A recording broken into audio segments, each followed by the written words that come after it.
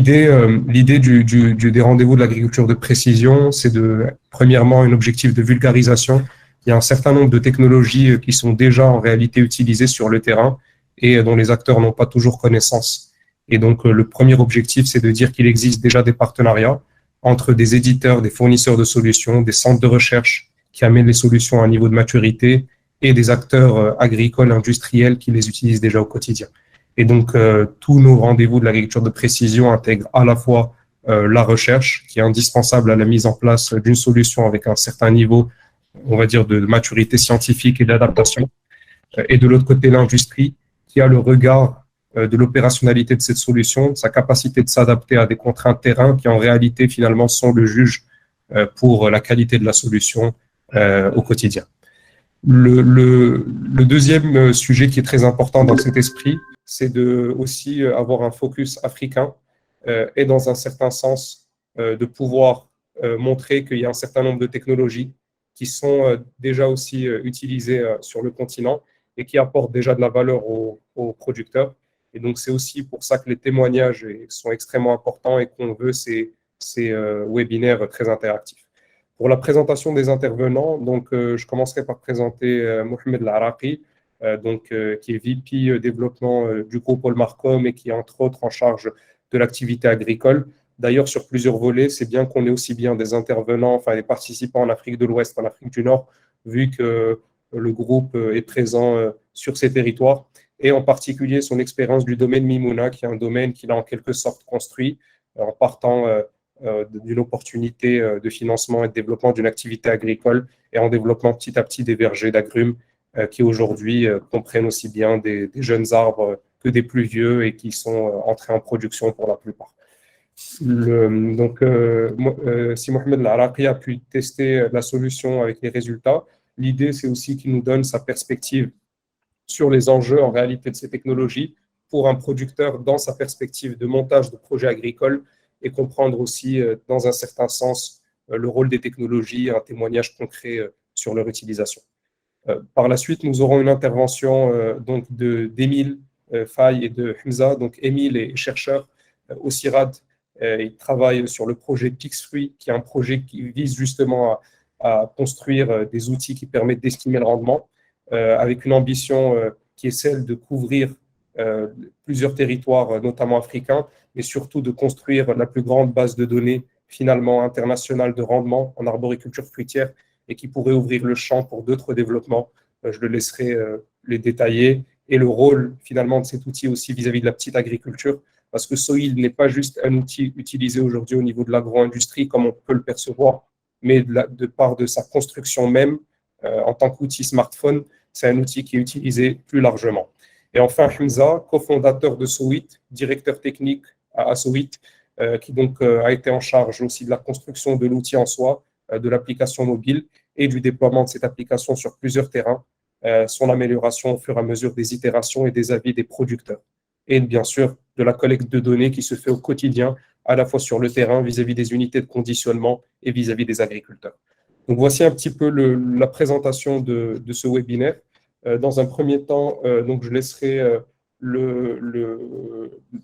Mohamed Laraqi intervenir en commençant par une présentation du domaine Mimouna, expliquer en quoi cette estimation de rendement-là est un facteur qui est important pour un producteur, pour un investisseur, pour une agro-industrie, et enfin expliquer un petit peu le rôle des technologies et son sentiment sur ces technologies et ce qu'elles peuvent apporter à des acteurs avec un cas particulier qui est la filière des agro. Merci Hamza. Bonjour à tous. Je vous remercie d'abord pour l'invitation et je suis très heureux de partager mon retour d'expérience par rapport à l'utilisation de Sowit que l'on a implémenté depuis presque 2 ans maintenant. Comme disait Hamza, en fait, le projet que l'on a développé qu'on a commencé à développer il y a 3 ans,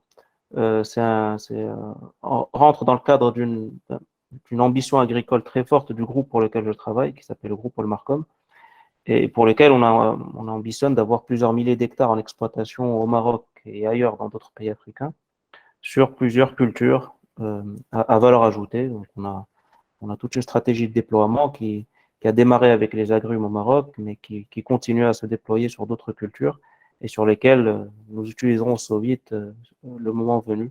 Le premier domaine que l'on a donc racheté puis développé, c'est le domaine de Mimouna, qui se situe au Maroc, dans la région du Rarb, à l'ouest du pays. Une région qui est un vrai vivier agricole du pays, pour certaines cultures en tout cas, et pour les agrumes en particulier. Et sur ce domaine, donc, nous avons planté 500 hectares d'agrumes sous diverses variétés. L'objectif étant d'alimenter une usine de transformation que l'on a en aval, ici à Casablanca, sur les différentes variétés de jus qu'elle-même propose à ses clients en Europe et ailleurs. Donc, c'est toute une intégration sur la chaîne de valeur agrumes qui va de la production jusqu'à la transformation et l'exportation vers les pays consommateurs d'agrumes à valeur ajoutée, on va dire, puisqu'en l'occurrence, on fait du bio, on fait donc des variétés qui sont assez rares sur le Maroc et sur lesquelles on se différencie assez rapidement. L'importance de Solvit a été déterminante dès le début, en fait, parce que quand vous exploitez un domaine aussi grand, la conduite classique, en fait, qui repose uniquement sur l'expérience et les visites terrain et les tournées, on va dire, des différents techniciens sur le domaine ne sont pas suffisants, en fait. Quand vous avez quelques hectares, en fait, le technicien que vous avez, un bon ingénieur agronome, arrive à repérer les problèmes quand il y en a et arrive à savoir les résoudre. Quand vous avez un domaine de 500 hectares, aussi bons soient les techniciens et aussi nombreux soient-ils, il y a des effets d'échelle en fait qu'on ne peut revoir qu'en utilisant les nouvelles technologies, et en particulier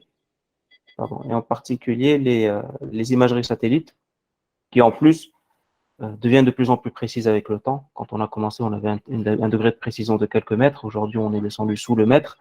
Et ça, pour le coup, c'est hyper important parce que si vous n'avez pas encore vu des rapports que Solvit propose toutes les semaines, nous, on les reçoit et ils vous donnent des indications très claires sur plusieurs facteurs, notamment sur la qualité de la photosynthèse qui a lieu, sur l'hydrométrie des parcelles, sur plusieurs éléments qui peuvent nous permettre, nous, derrière, de corriger ou d'adapter notre conduite. Et l'option, on va dire, la fonction d'estimation du rendement, elle n'était pas là au début de notre contrat avec Solvit.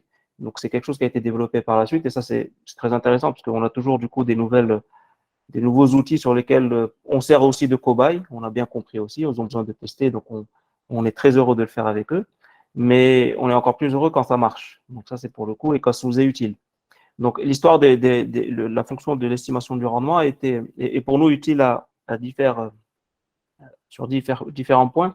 Le premier, c'est que, évidemment, on a besoin de savoir et d'estimer quelques semaines, quelques mois avant les récoltes, les rendements que l'on a le droit d'espérer, puisque derrière, pour nous, comme je vous l'ai expliqué dans notre business model, ça enclenche des conséquences pour les clients, pour notre client qui est l'usine, et puis pour du coup les clients de notre clients qui sont les embouteilleurs, on va dire, de jus en Europe.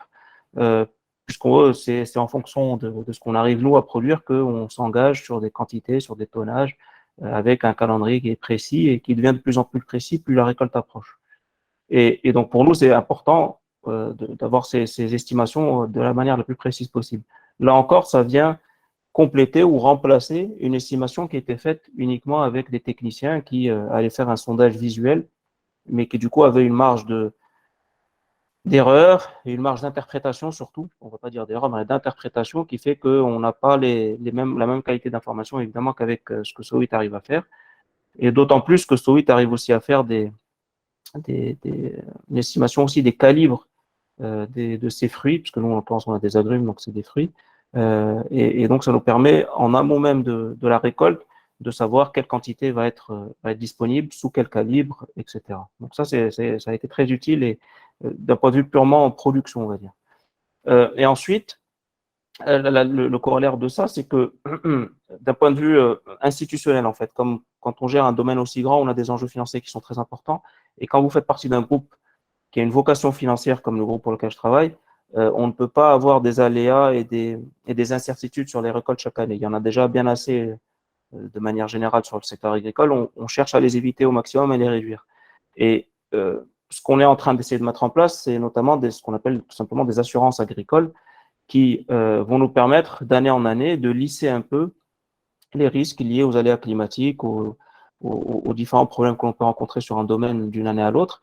Et pour la mise en place de cette assurance-là, évidemment que l'assureur va avoir besoin d'un outil qui va aussi lui permettre d'estimer le rendement cible que l'on est en droit d'espérer sur chaque année et venir essayer de confirmer ou de challenger, on va dire, les déclarations que l'on fait, nous, chaque année, sur les récoltes qui arrivent. Et donc ça, d'un point de vue instit, c'est très important, un outil technique qui est utilisé pour nous aider, on va dire, à lisser les risques de rendement d'une année à l'autre. Voilà, donc c'est un peu le retour d'expérience nous qu'on a depuis presque 2 ans maintenant, et on a hâte de voir ce que Solid propose sur les mois à venir. Je te remercie, Mohamed, pour ton intervention. Donc, on va suivre avec les 2 autres interventions avant d'ouvrir le champ des questions-réponses. Donc, on retient aussi de cette intervention, l'engagement du groupe à se déployer en agriculture en Afrique du Nord et en Afrique de l'Ouest, et le sujet Soild est, de par sa construction, exposé en Côte d'Ivoire et au Sénégal. Donc, il y a forcément des synergies à construire vis-à-vis de ça. Le rôle de cette donnée pour venir accompagner les techniciens sur le terrain, pour venir faciliter leur process d'agréage, leur apporter une donnée qui en réalité leur permet de se concentrer sur des opérations à plus haute valeur ajoutée.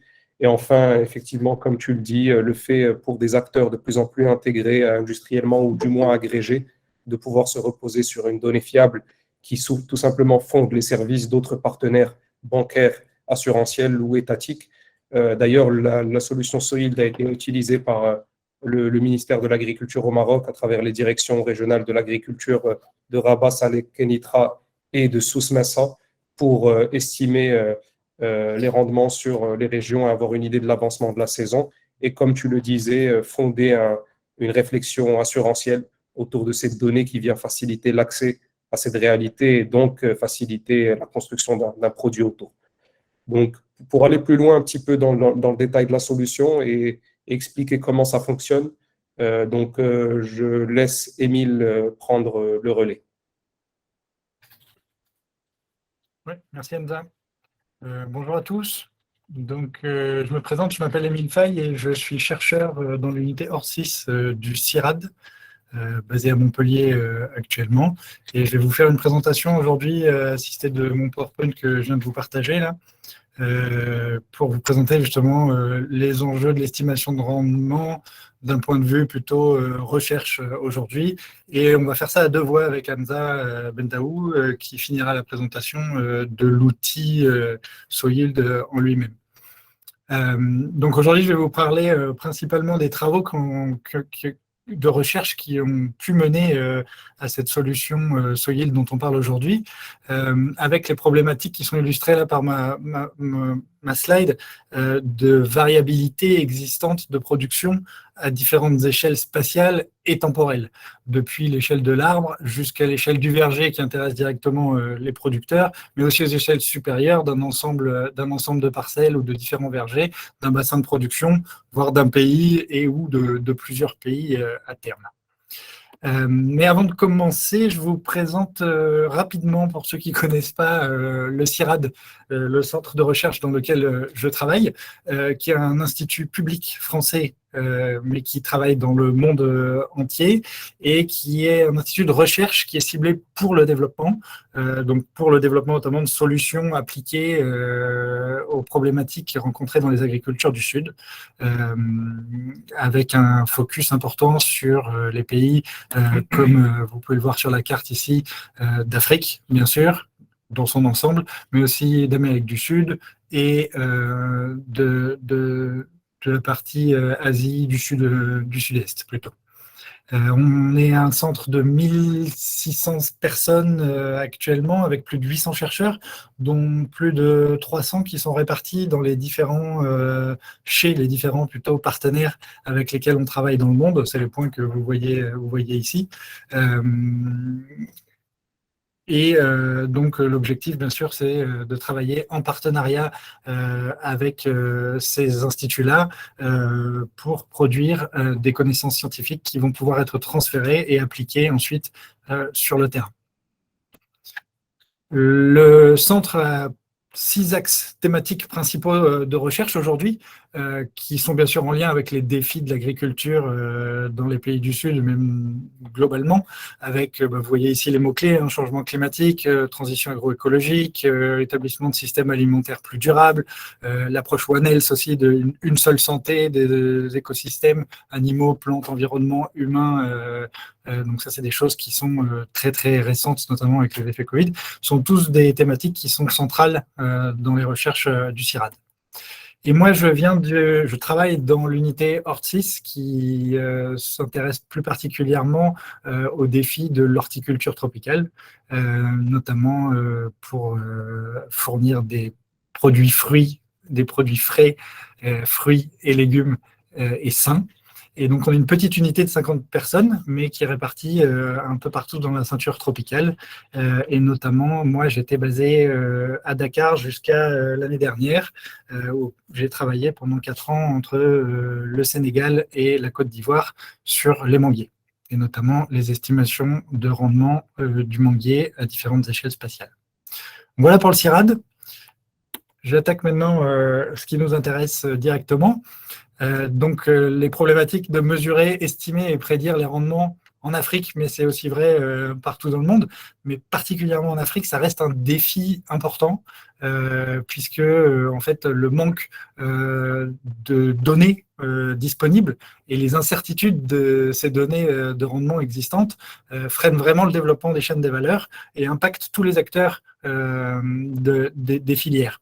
J'ai le directeur de l'interprofession mangue au Sénégal qui m'a dit une fois qu'en fait, à l'occasion d'une enquête, d'un entretien qu'on avait ensemble, que personne ne connaît les quantités réelles de fruits produites, ni les producteurs dans leur verger, ni les acheteurs, les grossistes et même les agences nationales de statistiques agricoles avec lesquelles on a aussi échangé, nous ont dit que les informations disponibles étaient très éparses et peu certaines.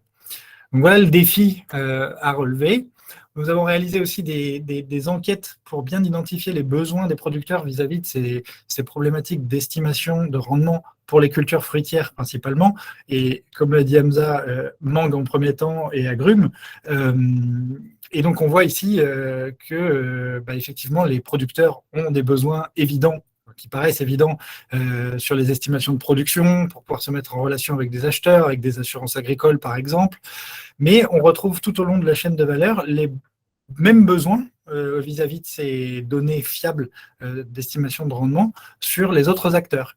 À prendre par exemple les acheteurs qui, eux, ont besoin de sécuriser leurs approvisionnements tous les ans, savoir où est-ce qu'ils vont pouvoir aller trouver une telle quantité de données de mangue disponibles à telle date pour fournir ensuite les marchés avec lesquels ils travaillent.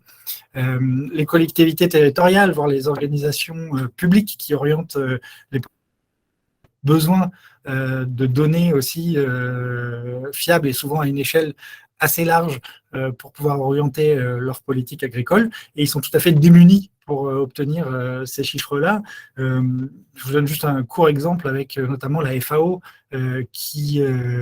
donc la FAO qui est une organisation des Nations Unies sur spécifiquement l'alimentation, fait des statistiques mondiales annuelles, je veux dire.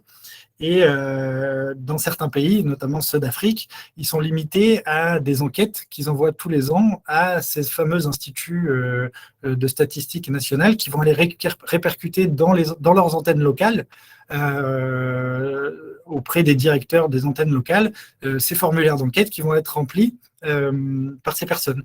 Et c'est rempli de manière tout à fait surprenante quand on va jusqu'au bout du processus et qu'on va voir comment ça se passe. En fait, nous, on a fait les enquêtes avec ces personnes-là qui nous ont dit, mais en fait, c'est simplement de l'expérience propre de la personne qui remplit l'enquête, qui sait que cette année, c'est plutôt une bonne année de manière globale. Et donc, par rapport à la moyenne que je connais de mon expérience, sur mon territoire, je vais mettre plus ou je vais mettre moins. Mais il n'y a quasiment aucune mesure de terrain qui est faite, à part l'expérience de la personne concernée. Et puis après, bien sûr, il y a le chercheur la recherche en général, qui sont toujours et de plus en plus à la recherche de données fiables pour pouvoir, et relativement précises, pour pouvoir répondre à leurs questions de recherche. C'est ce que aussi je vais vous présenter tout à l'heure.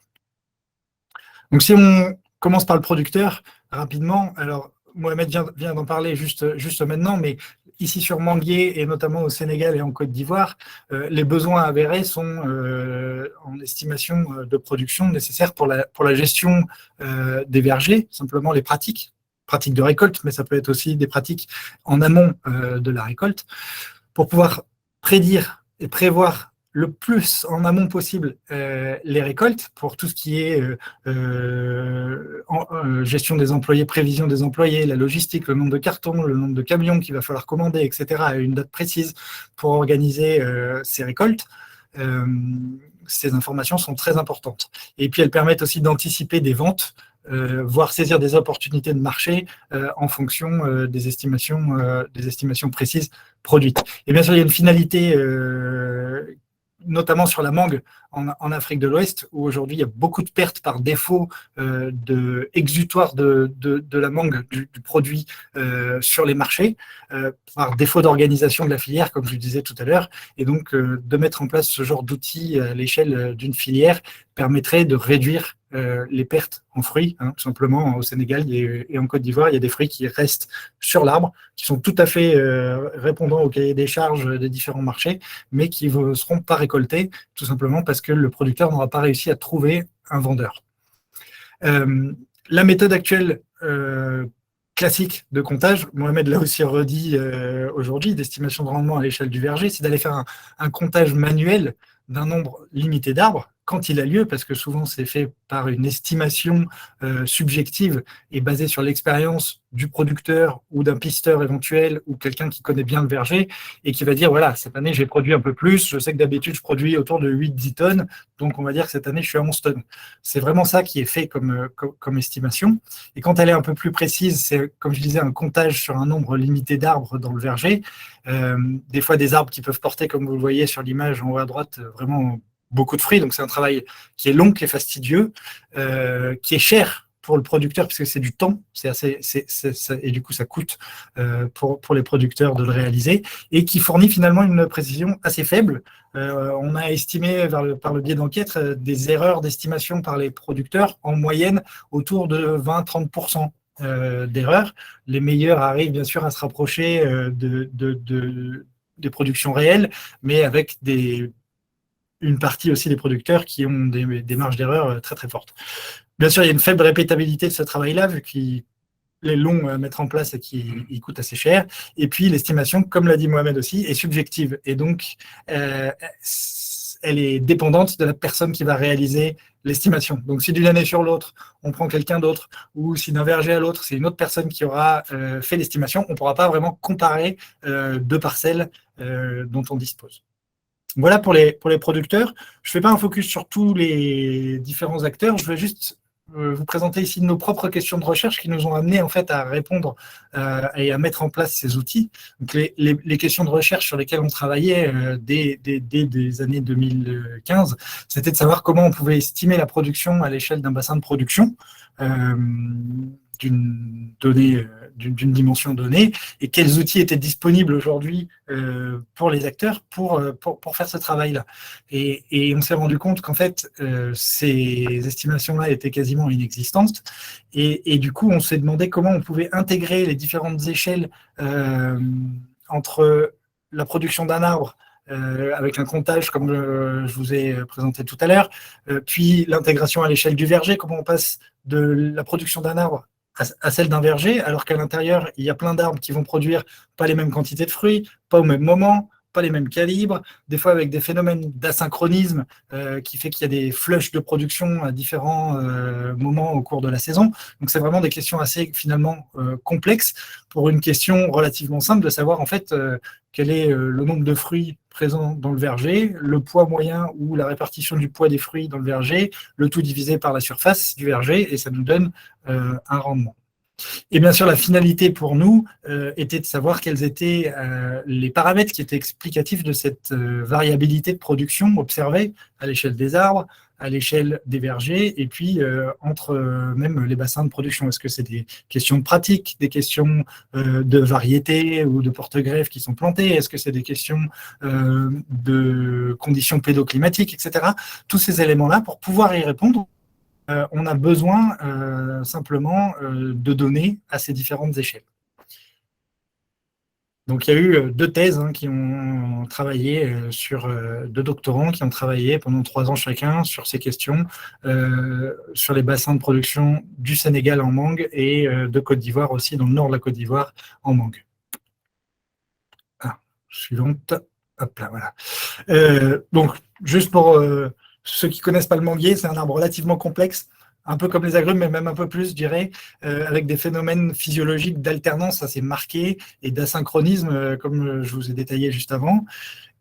Contrairement aux agrumes, on n'a pas de modèle mécaniste qui existe aujourd'hui d'élaboration du rendement, des modèles qui décrivent la physiologie de l'arbre et qui vont permettre de jouer, entre guillemets, avec les différents paramètres du modèle pour comprendre et estimer à terme les rendements réels.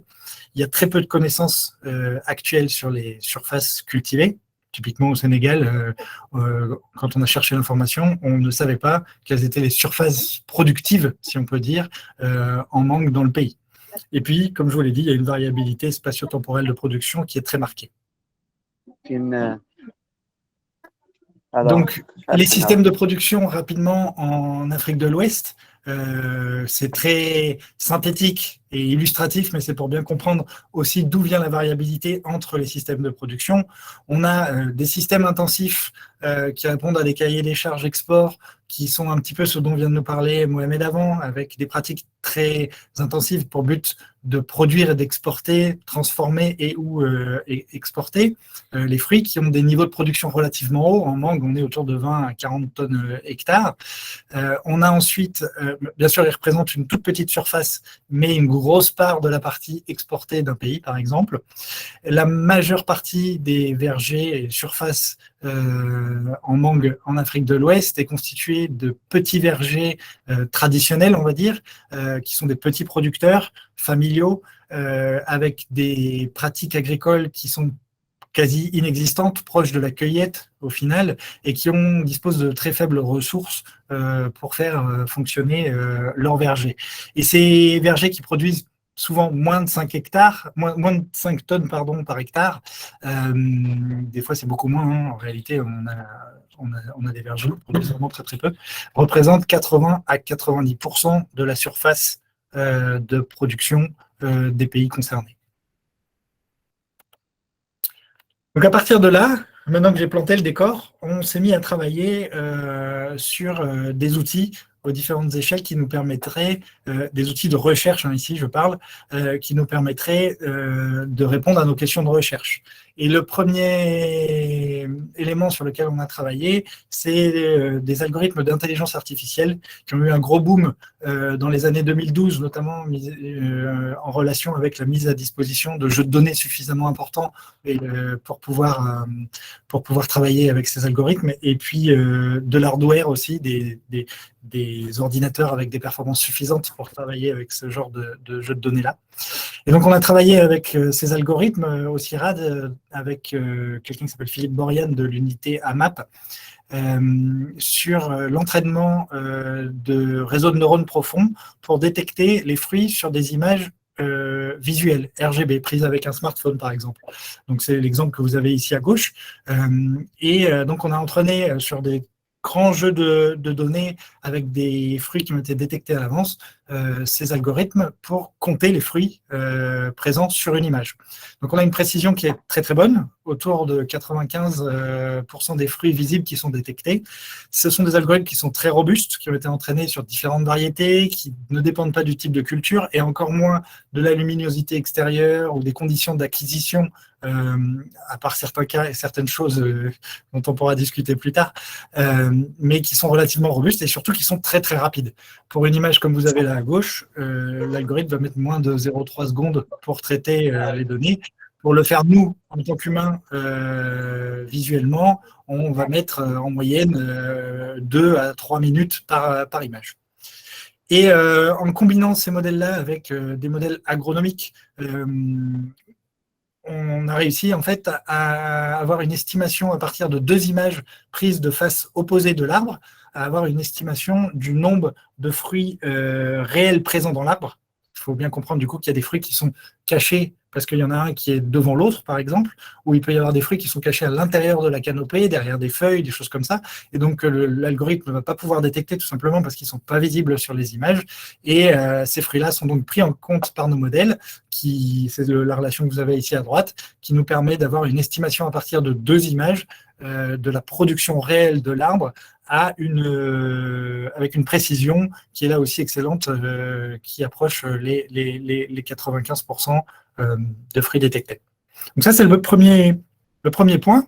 À l'échelle de l'arbre, on est capable, avec 2 images, de donner une production à un moment donné. On ne parle pas de prévision de récolte, là, on est au moment où on prend la photo, on sait combien il y a de fruits dans l'arbre. À l'échelle du verger, il a fallu trouver des systèmes pour extrapoler, si vous voulez, ces productions sans avoir à aller prendre en photo la totalité des arbres présents dans le verger. C'est une solution, en effet, de faire ça, mais c'est très long et ça revient presque au fait d'aller compter soi-même les arbres et les fruits dans le verger. Donc, on a mis en place des stratégies d'échantillonnage qui dépendent du système de culture présent, de la surface du verger, de la pourcentage variétal des différentes variétés qui sont présentes dans le verger, de la taille des arbres aussi. Et donc, on a mis en place plusieurs stratégies d'échantillonnage qui permettent, en fait, donc c'est les courbes que vous avez à gauche, qui permettent de définir soi-même une intensité d'échantillonnage, un nombre d'arbres à aller prendre en photo dans le verger pour obtenir une estimation de la production, du rendement du verger dans son ensemble avec une erreur choisie, une erreur dont on connaît la valeur. C'est la courbe, les différentes courbes qu'on a. Si on regarde la courbe bleue estimée, vous voyez que si on voit dans ce verger-là photographier 25%, c'est des pourcentages, 25% des arbres, on arrive à une erreur d'estimation qui tourne autour de 10% d'erreur. Donc ça veut dire que la valeur que vous voyez à droite de 7,18 tonnes, elle est précise à 10% parce que l'utilisateur sera allé photographier. Donc là, je n'ai pas compté les nombres de points rouges, mais il y a une quinzaine de points d'arbres qui ont été échantillonnés dans le verger. Bien sûr, on peut augmenter cet échantillonnage pour diminuer l'erreur. Inversement, si on n'a pas le temps, on peut réduire l'intensité d'échantillonnage, le nombre d'arbres à aller prendre en photo. Mais bien sûr, on a une estimation qui sera beaucoup moins précise. Donc voilà le deuxième point à l'échelle du verger. Et un dernier point qui était très important aussi dans la construction, notamment de nos outils et de l'outil SoYield, que Hamza va vous présenter ensuite, c'est de placer l'utilisateur, les différents utilisateurs de la solution qu'on cherche à développer au centre de la boucle de conception.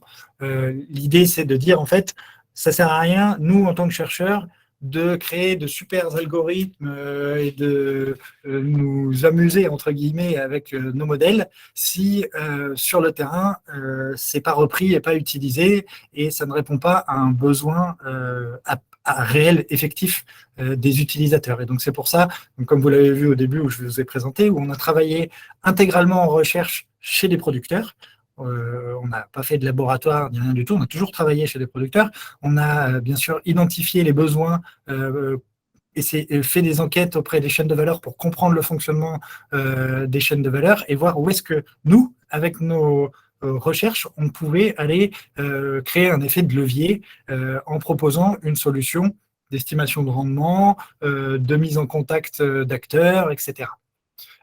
Donc c'est ce travail-là qui a été fait afin, et c'est ce qui illustre un petit peu le petit graphique à droite, de ne pas créer des biais de perception avec des outils qui correspondent bien au chercheur ou au bailleur qui a financé la recherche, mais qui pour l'utilisateur n'ont finalement aucun intérêt et aucun sens. Donc voilà, donc maintenant c'est la présentation de la solution telle qu'elle a été développée, issue de ces recherches. Je ne vous ai pas tout présenté bien sûr, et puis il y a encore pas mal de choses qui sont en cours pour améliorer les fonctionnalités de cet outil, puisqu'on n'a pas pu tout attaqué direct. Hein. On a classifié, priorisé les besoins identifiés des producteurs, et il y en a d'autres sur lesquels on travaille aujourd'hui au niveau recherche et qui seront implémentés dans la solution SoYield de SoWit dans les années et les mois qui viennent. Je laisse maintenant la parole à Hamza pour prendre la suite. Merci Émile, bonjour à tous. Donc Hamza Bendaou, moi de mon côté, je m'occupe des aspects techniques à SoWit, et en particulier donc j'ai supervisé donc le développement du produit SoYield donc en partenariat avec le CIRAD. Alors comme l'a dit Émile, l'outil SoYield, donc comme l'a dit Émile, donc l'outil SoYield, en fait, c'est un outil donc, qui permet d'estimer les rendements sur plusieurs cultures jusqu'à 8 semaines avant la date de récolte. Ça a commencé par la mangue, et on a développé également l'estimation agrumes, donc dont a parlé Mohamed au Maroc. Donc les différentes régions dans lesquelles nous avons travaillé côté agrumes, c'est Maroc, Tunisie, et pour la mangue, Sénégal et Côte d'Ivoire. Ce qu'il faut voir, c'est que derrière en fait, ce développement, il y a énormément de travail terrain qui a été fait pour mettre en place un algorithme qui est précis, donc à 95%, comme l'a expliqué Émile. Derrière tout ça, en fait, il y a beaucoup de travail qui a consisté à prendre en photo les arbres, à noter les fruits à la main. Donc, il y a plus de 3000 hectares et plusieurs milliers d'arbres qui ont été pris en photo, à noter, pour réussir à obtenir ce niveau de détection. Derrière ça, ce n'est que la première étape. Une fois qu'on a réussi à détecter le nombre de fruits sur les arbres, derrière, il faut réussir, donc, comme l'a expliqué Émile, à passer à une estimation, à une extrapolation de ce rendement sur la parcelle, et puis sur le verger. Et l'objectif qu'il y a derrière SoYield, c'est également de mettre en place des estimations qui vont pouvoir changer d'échelle et petit à petit monter d'échelle, c'est-à-dire passer à l'estimation communale, régionale, voire nationale. Donc, SoYield, au final, ce n'est pas juste une application, c'est un écosystème qui répond à un enjeu fort au sein de SoWit, qui est celui de créer un cercle vertueux d'échange de données entre le producteur et les organisations telles que les agribusiness, les agrégateurs, les exportateurs. Donc, SoYield, c'est tout d'abord une application terrain qui est gratuite pour les agriculteurs qui sont inférieurs à 5 hectares, qui ont des superficies inférieures à 5 hectares, que l'agriculteur va pouvoir utiliser pour échantillonner, comme l'a expliqué Émile, certains arbres sur sa parcelle et obtenir un rendement. Ce rendement va ensuite être consolidé au sein d'une application web qui va permettre justement d'arriver à des informations à forte valeur ajoutée pour permettre à des exportateurs, des agrégateurs ou encore, par exemple, des ministères de gérer des politiques publiques au sein d'une filière précise telle que, par exemple, la mangue ou les agrumes. L'idée aussi, c'est de continuer à garder ce lien fort avec la recherche, et toutes les données qui sont collectées au sein de SoYield sont ensuite réutilisées par les différentes équipes de recherche, donc actuellement les équipes du CIRAD, mais elles peuvent être évidemment ouvertes à d'autres équipes de recherche pour continuer à améliorer le modèle ou à développer des modèles avec l'ensemble des données qui sont collectées.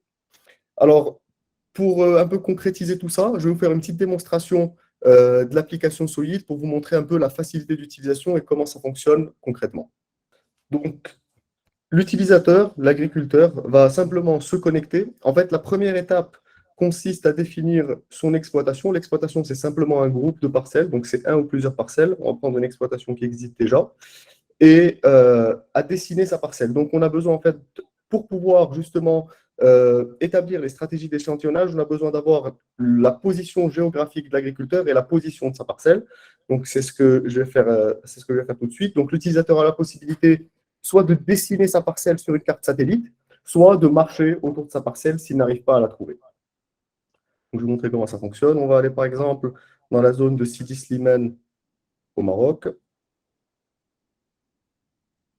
On prend une parcelle d'agrumes au hasard. Voilà. Et donc, l'idée, c'est simplement de détourer cette parcelle-là.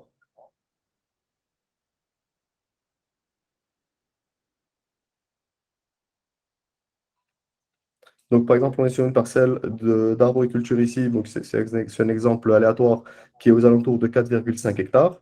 Une fois qu'on a validé, on va simplement demander à l'agriculteur de mettre quelques informations basiques qui vont nous permettre de définir quel modèle sera utilisé. Donc, on va avoir besoin de la culture, on va avoir besoin du système de culture, on va avoir besoin de l'année de plantation, tout simplement.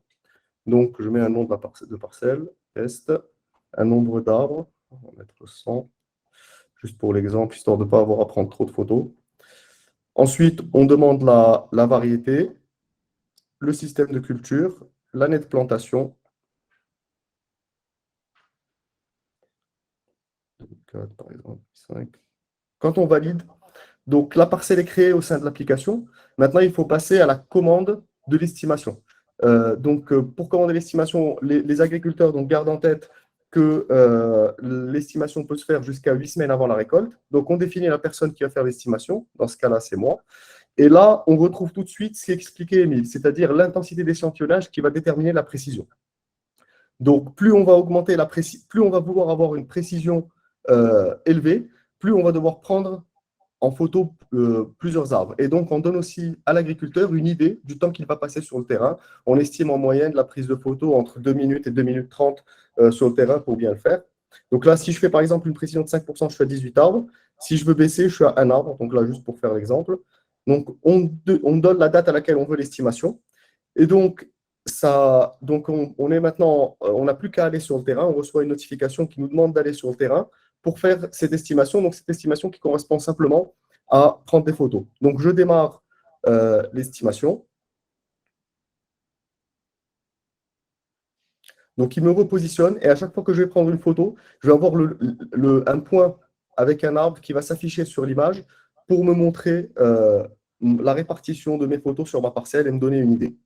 Donc, on prend une photo. Donc là, bon, pour l'exemple, je prends des photos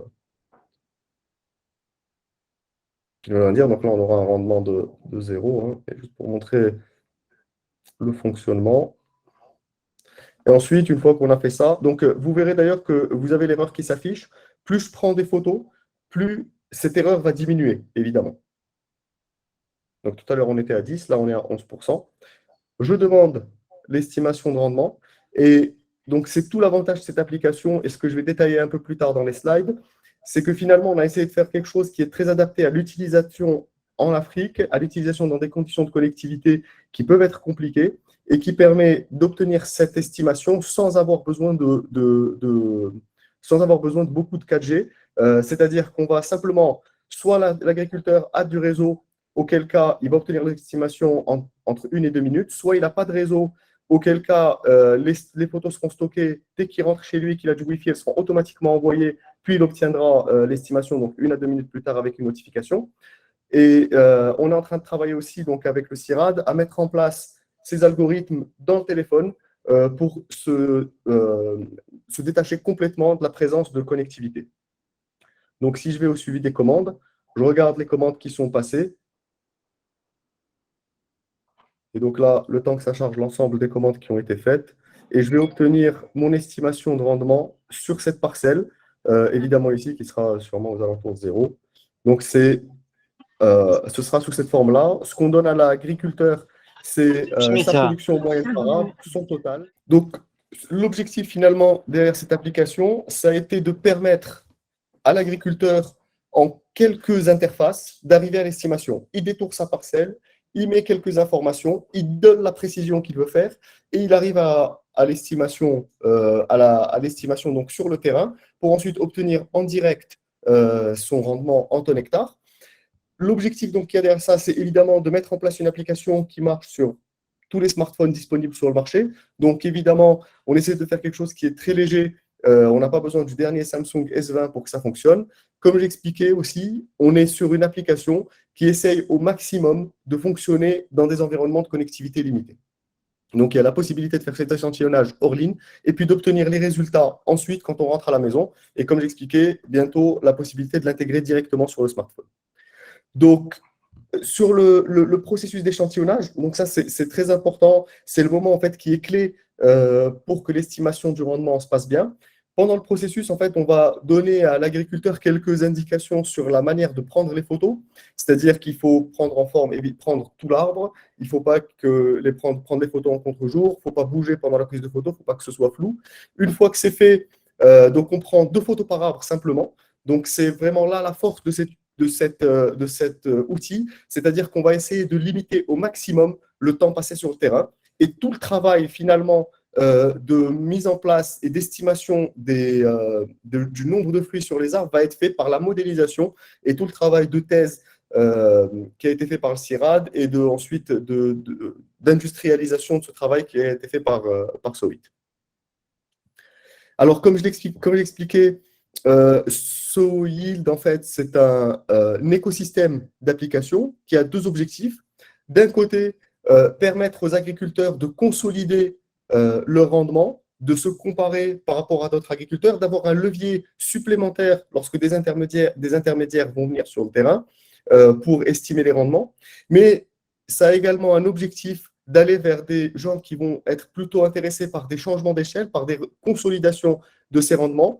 Donc, par exemple, des agrégateurs, des exportateurs ou des ministères qui vont utiliser les rendements pris par les différents agriculteurs sur le terrain pour avoir une indication de la performance d'une région en particulier par rapport à une autre, ou pour savoir tout simplement où aller se fournir rapidement en manque par rapport aux besoins de cet agrégateur ou de cet exportateur.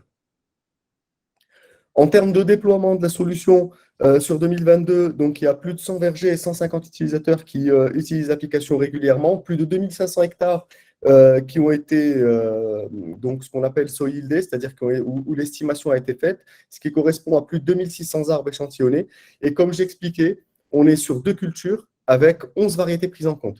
4 variétés pour la mangue et 7 variétés pour les agrumes. Évidemment, les marges d'erreur sont variables en fonction des variétés, mais comme l'a expliqué Émile, on est sur des marges d'erreur qui sont entre 5 et 7% en fonction des variétés. L'objectif qu'il y a derrière ça et tout le travail terrain en fait, qui est fait, c'est aussi de rendre cet algorithme assez robuste pour résister aux différentes conditions agro- et pédoclimatiques qu'il va pouvoir rencontrer sur le terrain. Donc cet algorithme pourra par exemple fonctionner indifféremment entre Souss-Massa et le Gharb, ou bien entre la région des Niayes au Sénégal ou par exemple en Côte d'Ivoire. En termes de perspective, donc, on est sur 3 axes. D'abord, un axe où on travaille sur avoir un peu plus de profondeur sur l'estimation, c'est-à-dire arriver à une prévision de récolte qui soit jusqu'à 3 à 4 mois avant la récolte. Donc ça, c'est quelque chose qui est très demandé par les producteurs et sur lesquels on travaille en ce moment.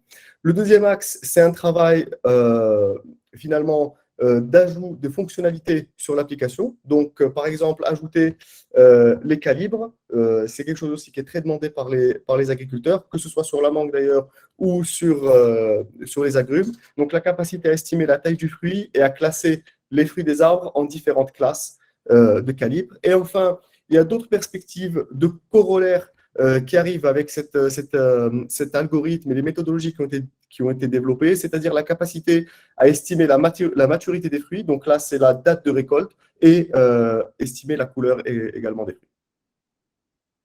Pour vous donner un exemple concret, donc, comme c'est Mohamed est avec nous, donc on va vous présenter rapidement l'exemple du domaine Mimouna sur la dernière estimation qui a été effectuée. Donc, c'est une estimation qui a été effectuée sur agrumes, donc variété Maroc Light avec 2 porte-greffes, Bigaradier et Volca. Et c'est là aussi qu'on voit l'importance d'avoir un algorithme qui est robuste, c'est-à-dire qu'il faut résister à la variété, il faut résister aux différents porte-greffes, il faut résister aux différentes conditions agro- et pédoclimatiques. Donc, l'algorithme a estimé 750 tonnes de production. Et quelques mois plus tard, lorsque cette production est allée en station de conditionnement, donc qui pour nous représente finalement la réalité de la production, on arrive à une estimation de 726 tonnes qui correspond à une marge d'erreur de 3,2%, donc encore supérieure à la limite de 5% qu'on s'était fixé. Donc voilà pour la présentation globale du produit SoYield. Merci. Donc, merci Hamza pour la présentation dans le détail. Donc, avant de répondre aussi aux questions, et comme disait Mohamed au début, beaucoup de producteurs ont fait participer au texte, ont servi dans un certain sens de cobaye, comme il disait, mais aussi en obtenant les résultats pour pouvoir mettre à disposition ces technologies vis-à-vis des agriculteurs. On en profite pour les remercier, les domaines au Sénégal, Sakina, Kada, Enax, au Maroc, de Providence Verte, les agrégés Agruma, Nimouna, le domaine Sacré-Wheel, CRAPS, on en passe, mais effectivement plusieurs centaines de vergers qui ont accepté dans un premier temps de participer au protocole qui a visé à opérationnaliser cette technologie PixFruit et à les mettre au service des producteurs et qui aussi, ensuite a obtenu la confiance aussi des directions régionales de l'agriculture pour pouvoir l'utiliser dans le cadre du suivi de certaines filières. Par rapport à cela, donc l'enjeu, c'est plutôt donc de répondre aux questions. Vous pouvez aussi les écrire sur le chat pour que ce soit plus simple. Donc, je commence par voir les questions qui sont sur le chat.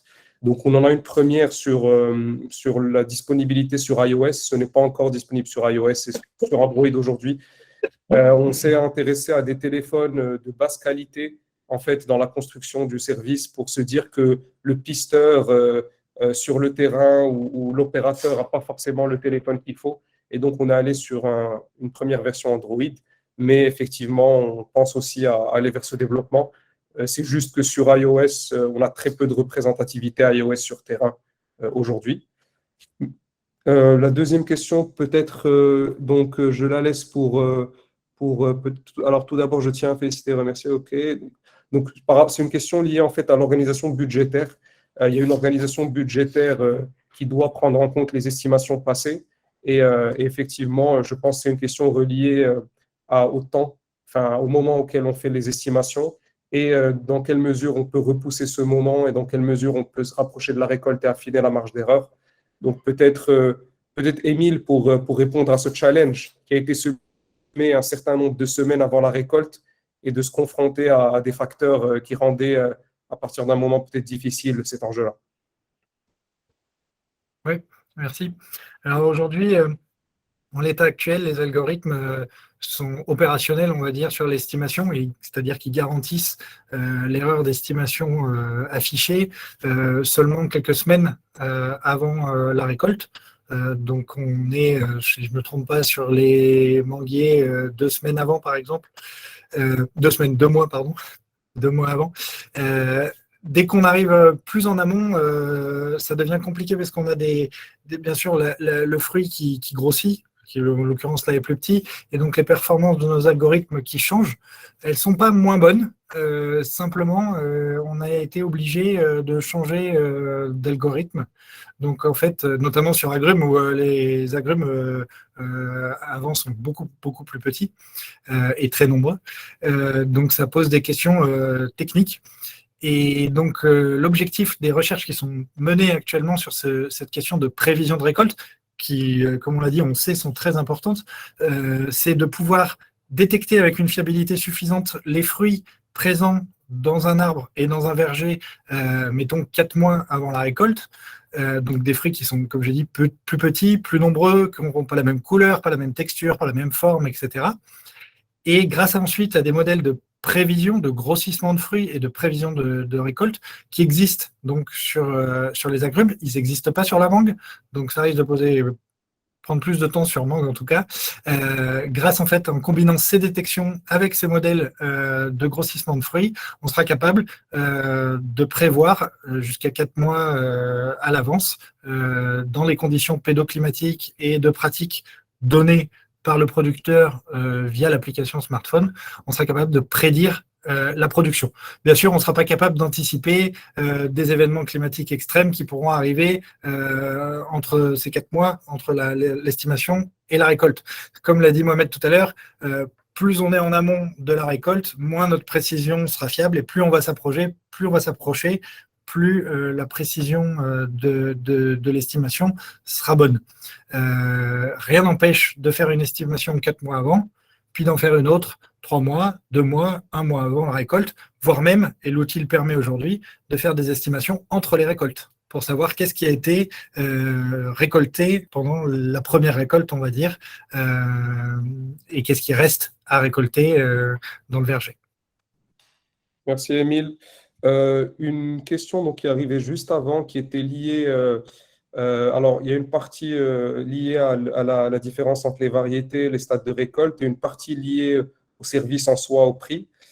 Sur la partie liée rapidement aux variétés, effectivement, comme disait Hamza, cette variété sur agrumes, c'est sûr qu'une Nord, par exemple, qui a une architecture très particulière avec beaucoup de fruits en intérieur et une part de visible faible, pose beaucoup plus de problèmes, ou une Nador Côte avec une superposition importante et un nombre de fruits qui peut toucher 1000, 1100, va poser plus de problèmes et être autour des marges d'erreur qui sont plutôt de l'ordre de 10%. La Nord, on ne la fait pas, par exemple, on n'est pas capable aujourd'hui de l'estimer.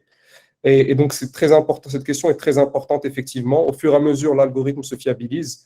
Et donc, par rapport au coût du service, comme disait Hamza, pour les agriculteurs de moins de 5 hectares, le service est gratuit parce qu'il contribue à la vie du service et à l'amélioration des modèles.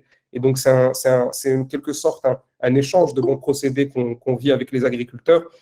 Pour les producteurs qui ont une superficie plus importante et sur lesquels il faut mobiliser des capacités de traitement, on a un service qui est à partir de 310 dirhams par hectare. Donc, ça dépend des volumes d'hectares qui sont traités et des surfaces. Et donc 30 $, parce que le service est vendu aussi en Tunisie, aussi disponible sur les pays en Afrique de l'Ouest. Mais l'objectif, c'est vraiment pas ici de scinder entre le petit agriculteur et le plus grand. L'objectif, c'est juste de dire que le petit agriculteur, en allant renseigner énormément de données en masse, va contribuer à renforcer un système qui va être beaucoup plus robuste à terme et bénéficier au plus grand nombre. Et donc, je laisse Hamza répondre sur deux questions. La première relative à Soyild sur les céréales et la deuxième relative aux algorithmes qui donnent les meilleures estimations et aux datasets utilisés pour l'entraînement. Alors, pour le côté céréales, en fait, on a développé Soil Céréales sur la partie en Éthiopie. Donc, c'était un projet qui était en partenariat avec le ministère de l'Agriculture en Éthiopie et l'Agence de transformation agricole. En fait, l'Agence de transformation agricole est une agence qui gère des clusters de petits agriculteurs, donc de smallholder farmers inférieurs à 2-3 hectares, et qui va leur donner toutes les informations techniques et matérielles pour leur permettre de gérer une saison céréale. Et leur objectif était d'estimer ensuite la performance de ces clusters pour optimiser leur politique. Et du coup, dans ce cadre-là, on a développé il y a 1 an et demi avec le ministère de l'Agriculture éthiopien et l'Agence de transformation agricole, l'estimation sur céréales, orge, et on est en train de travailler sur le maïs cette année avec eux. En ce qui concerne la deuxième question sur les algorithmes qui donnent la meilleure estimation et les datasets, en fait, ce qu'il faut savoir, c'est que dans Soil, justement, il y a plusieurs algorithmes. Donc, il y a des algorithmes de réseaux de neurones qui vont détecter les fruits.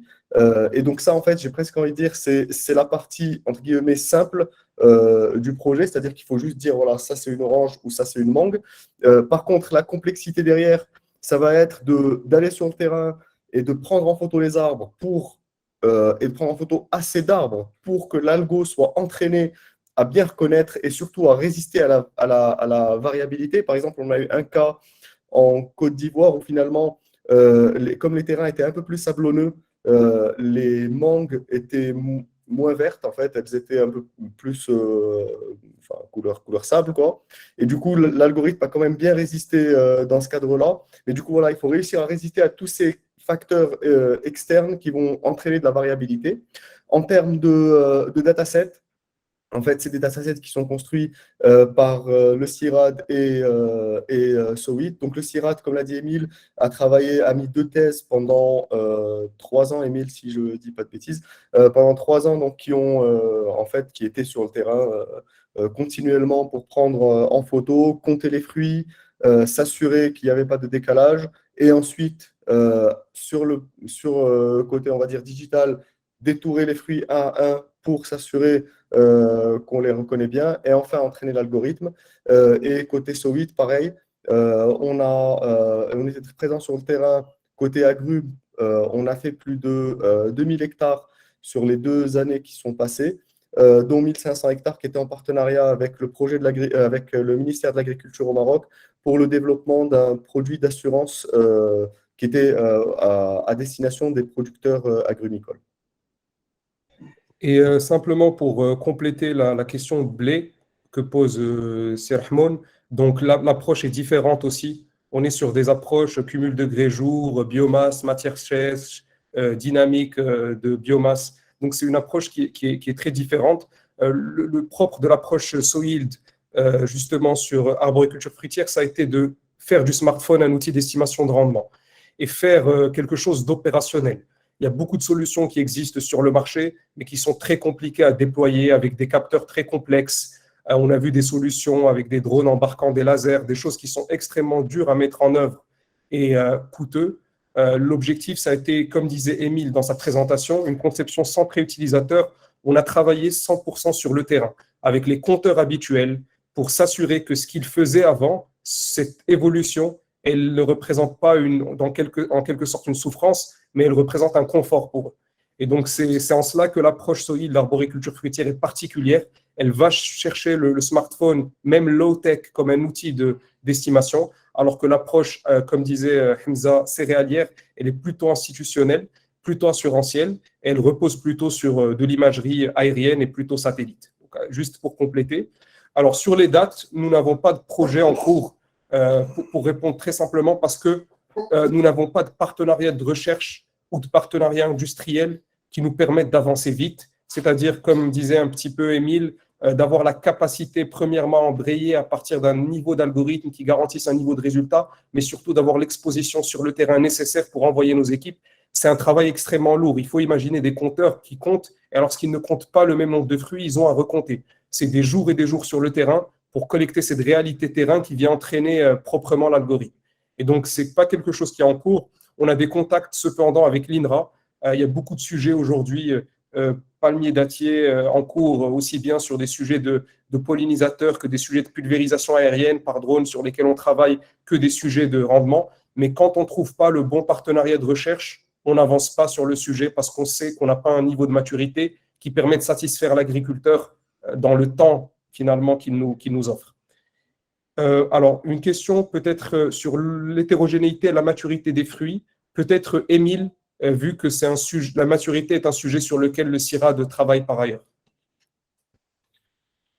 Oui, c'est une bonne question qui rejoint un peu ce qu'on disait tout à l'heure. Effectivement, notre objectif, c'est de mettre en place des algorithmes robustes, plus que de mettre en place une multitude d'objectifs très, très précis. On préfère avoir un algorithme de détection de fruits, en l'occurrence, qui va fonctionner avec plusieurs variétés, comme a dit Hamza, dans différents pays, plusieurs espèces, différentes conditions d'acquisition sur un temps, comme je disais tout à l'heure, d'environ 2 mois avant la récolte, et qui est capable de nous fournir dans toutes ces conditions une estimation avec une erreur qui est connue, même si elle est pas la plus fine possible, mais en tout cas, elle est robuste, c'est-à-dire que quoi qu'il arrive, ça sera la même erreur qui va nous fournir. Il n'y aura pas de variabilité sur cette estimation-là. C'est-à-dire que si on répète la même mesure juste après ou dans une condition différente, on retrouve la même estimation. Ça, c'est beaucoup plus important pour nous que d'arriver à faire un algorithme ou plusieurs algorithmes qui vont fonctionner dans des conditions avec telle variété, telle autre variété, et avec les meilleures performances possibles. Et il en reste que l'hétérogénéité, effectivement, de production au sein d'un verger est une des mesures qu'on essaye de capter par ces échantillonnages. Alors, plus l'intensité d'échantillonnage est forte dans le verger, plus on est capable de donner des mesures de cette variabilité de production. C'est un des objets de l'application web de SOILD, c'est de pouvoir aller consulter plus d'informations que la simple petite notification qui donne les estimations de rendement, etc. Là, on pourra avoir des statistiques décrivant l'hétérogénéité de production au sein de la parcelle, la variabilité de production entre les différentes variétés, entre les différents arbres, une mesure de cette variabilité en fait, au sein de la parcelle. Et pour la maturité, bien sûr que l'évolution physiologique des fruits fait que influence directement les algorithmes de détection notamment. C'est pour ça qu'on travaille directement dessus aujourd'hui. On a sur mangue, parce qu'on ne l'a pas fait sur agrumes encore, de bons espoirs d'arriver, même si c'est encore très novateur, et ce qui existe aujourd'hui sur l'estimation de la maturité de manière non destructive sur mangue se fait plutôt avec des capteurs qui ne sont pas low-tech. On n'est pas sur du RGB, on est sur du multispectral, sur de l'infrarouge thermique, et donc sur des achats de capteurs bien plus conséquents que le simple smartphone de n'importe quelle personne qui est intéressée par ces estimations de maturité. Aujourd'hui, on espère avoir dans l'année ou au début d'année prochaine des algorithmes suffisamment robustes, encore une fois, pour donner une estimation de cette maturité des fruits à l'échelle des arbres, et voire même à l'échelle du verger ensuite. Je te remercie, Émile, pour ta réponse. Donc, je fais le tour des questions, voir si on a manqué quelque chose. Ok. Donc, je pense que s'il n'y a pas de questions supplémentaires, donc peut-être conclure aussi un peu le webinaire. Donc déjà, en remerciant Mohamed Laraqi du domaine Mimouna pour son témoignage, et aussi pour avoir fait confiance assez tôt à ces solutions. C'est des solutions qui sont portées toujours à Sowit par la recherche, parce qu'elle est fondamentale dans la mise en place de systèmes robustes qui s'opérationnalisent sur le terrain avec les agriculteurs au quotidien. Aussi en profiter pour annoncer que les systèmes Soil sont des systèmes sur lesquels on capte de la donnée sur d'autres cultures, avec l'ambition qui est celle de les transposer au fur et à mesure. Et donc, les agriculteurs qui sont volontaires travaillent déjà avec nous sur ces sujets. Ce qu'on a déjà exploré, comme le sujet des pommiers dans la région de l'Hajj, sur lequel on a déjà travaillé sur le Golden, sur la Gala, sur la Fuji, même dans la région de Middle. Donc, c'est des choses qui avancent au fur et à mesure de l'intérêt des agriculteurs, de l'accès à la donnée terrain et de l'avancement de la recherche. Je voulais aussi remercier tous les participants d'avoir été là, et vous en profiter pour vous dire que le rendez-vous de l'agriculture de précision numéro 6, vous serez aussi notifié, aura probablement lieu autour des sujets d'irrigation, qui sont des sujets un peu, on va dire, compliqués aujourd'hui. D'ailleurs, qu'on soit sur le bassin des Niayes, où on commence à avoir des problématiques de disponibilité de l'eau, qu'on soit au Maroc, même dans le Gharb, c'est des sujets qui ont de plus en plus d'importance. Et Émile, qui a été, on va dire, assez instrumental et important dans le développement de ces solutions depuis 2-3 ans, où la rencontre s'est faite entre Sowit et notamment sa filiale Sowit West Africa et le CIRAD, et qui a permis à partir de Dakar de lancer le projet, qui aujourd'hui est déployé sur plusieurs milliers d'hectares et a la confiance de producteurs de renom. Donc, nous, on est disposés à évoluer. Il y a encore des sujets qui sont assez forts, le calibre, le fait de réussir à le faire sur certaines variétés, le fait de réussir à le faire de manière encore plus simple pour que n'importe qui puisse aller sur le terrain, prendre son téléphone et prendre des photos et fournir cette donnée qui va avoir de l'intérêt pour tous les partenaires. Et n'hésitez pas à nous contacter. On est très ouvert pour mettre en disposition des tests de l'application sur vos parcelles ou vos vergers, et aussi pour avoir tous vos retours sur son utilisation. Gaspard, qui est responsable du produit au niveau de Sowit et qui est basé à Casablanca, mène un certain nombre de tests en direct sur l'application pour s'assurer qu'elle est fonctionnelle, pour s'assurer qu'elle est facile à utiliser. Donc, si vous êtes intéressé, si vous êtes à quelques semaines de la production, si vous êtes sur agrumes, par exemple, ou que vous êtes sur manguier en Côte d'Ivoire, au Burkina, au Sénégal, n'hésitez pas à nous contacter. On sera disponible pour venir mettre en place la solution. Alors, donc, OK. Donc, dernière réponse, effectivement, pour clôturer d'Émile à Madame Souad concernant le comptage. Donc, Émile a effectivement fait référence à la télédétection satellite, qui est aussi au cœur de ce qu'on fait à Sowit, et qui va avoir effectivement un rôle au début pour aller cartographier un verger et avoir plus d'informations, notamment sur les facteurs d'hétérogénéité. Donc, ce sont tout cela des axes qui viennent améliorer le produit. Pour nous, le seul critère qui importe, c'est que ce soit facile à utiliser et que ça apporte de la valeur sur le terrain. Tout le reste, on cherche toujours à trouver un équilibre pour que ce soit opérationnel. D'ailleurs, ce dont parlait Hamza, et qui est un axe d'une perspective importante, c'est d'embarquer les algorithmes sur le téléphone. Ça voudra dire que vous n'aurez plus besoin, à partir d'un moment de connexion Internet, mais que l'agriculteur est complètement indépendant à partir du moment où il a installé le téléphone pour obtenir ses estimations. Et donc ça, c'est des pistes qui pour nous sont très importantes parce qu'on construit des services qui doivent satisfaire aussi bien les agro-industriels et leurs impératifs de précision et leurs petits agriculteurs et leurs impératifs d'information. Donc, je vous remercie pour la présence au webinaire et vous souhaite une très bonne journée.